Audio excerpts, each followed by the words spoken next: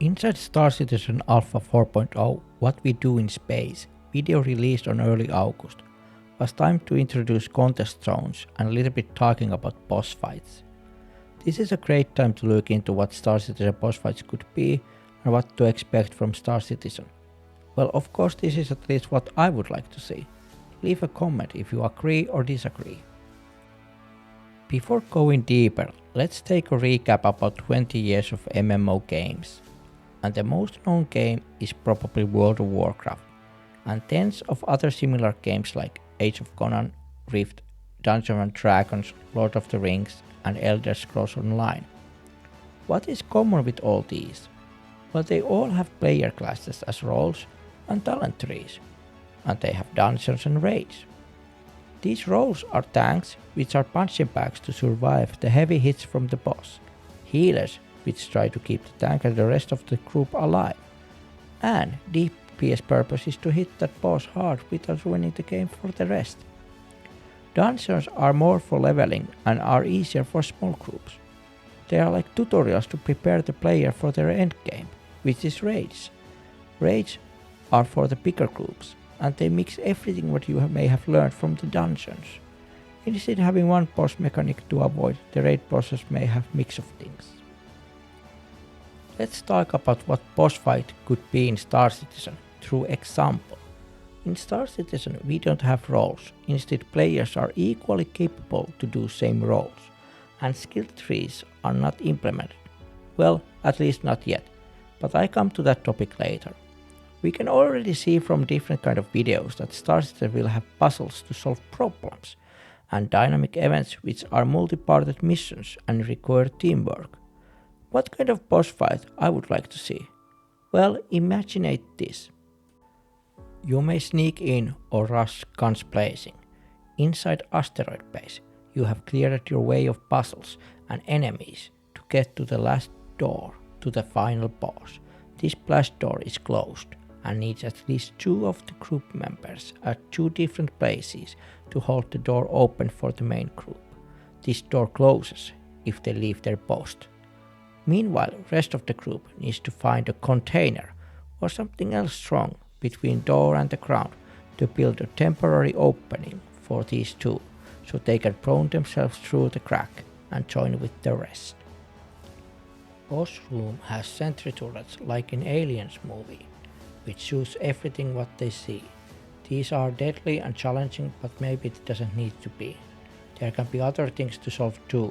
You may have found a secret security room to hack 2 sentries off or to help you on the fight, but you missed that chance.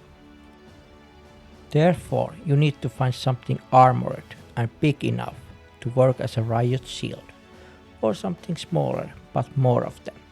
These shields take couple of your groupies to use multi-tool to hold the shield up. Now rest of the players can stay behind the shield and take down some enemies. As organized unit you are all moving slowly closer to the first sentry turret to turn it off.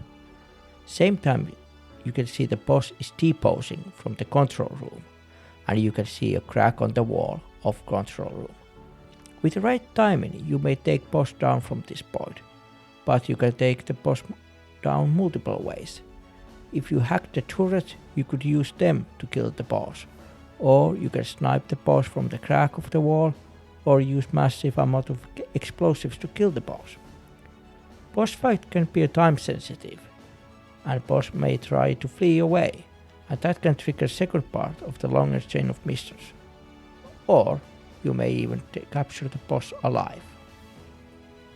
Well, this is the premise, so what about the gear, loot and challenge rewards? There was a post on Spectrum which hinted that making a boss superhuman is not the goal.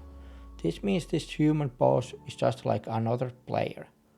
When you loot the boss, the gear is exactly the same what boss had. None of the stats are nerfed. Loot can be taken from the boss and from the loot box. This is pretty normal in MMO games. Because you can see the boss, you can probably recognize some of the possible loot.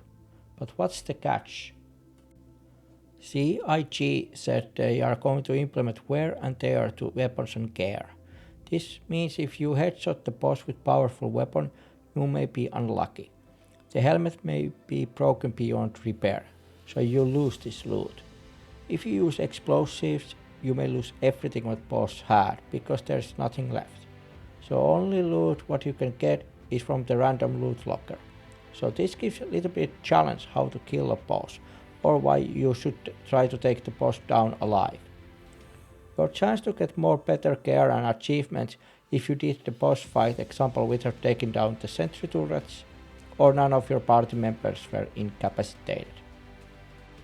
Because everything is about reputation and continuous life service, and CIG wants Star Citizen to be more player driven, well, players also want it to be player driven. Now think this, you can end the game or the raid here, but you decide to take the boss alive. This triggers multiple worldwide events. 1. Escorting a boss to prison. Other players who dislike the boss faction may join to help you. 2. Players and NPCs who were friendly with the boss faction may come to release the boss while escorting. 3. If you completed the escort mission, you are done and you will get more rewards. And finally 4. Those who are friendly to NPC boss gets new mission, raid so to speak, to release that boss from the prison. This is all about part of Tony C's story from CIG video about 3 years ago, where he was talking about virtual AI or virtual NPCs. The idea is that NPCs can evolve inside the game from small pirates to the faction kingpin if they succeed or they are left to evolve. Without old school player roles, this makes Star Citizen more unique what the rest of the MMO games have offered last 2 decades. What makes a boss a boss?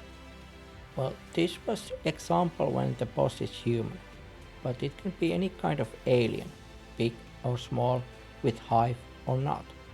Same alien can be running on the field of microtech, and it can be taken out very easily even with ship weapons. But making it a boss is the challenge. Maybe the alien is caved in, and the playfield is just too harsh for soloing it. I promise to return to the topic of talent trees. In other MMOs, talent trees have multiple purposes. It builds character and helps player to get known different kind of skills and how to use them as combination. Talent trees also shape the character to specific role, like tank or healer. Some talent trees are also related to crafting. No one is a master of anything when they start. Instead, through progression, player can unlock more powerful skills. This take is not for crafting or profession inside Star Citizen. I am all up for it. Instead, I don't want the talent trees to specify or lock players to specific role in these boss fights. There can be some progression, but it should never be necessary. Example of this could be weapon handling, and more players use specific weapon, better they become with that. This could reduce recoil or speed up reload time. Of course, if player does not use the skill, then it can degrade back to base level, like in real life. I want to believe this is something what CIG is keen to do so, or maybe I understood this whole thing wrong. These were my thoughts, what are yours? Thanks for staying and listening this long. Bye.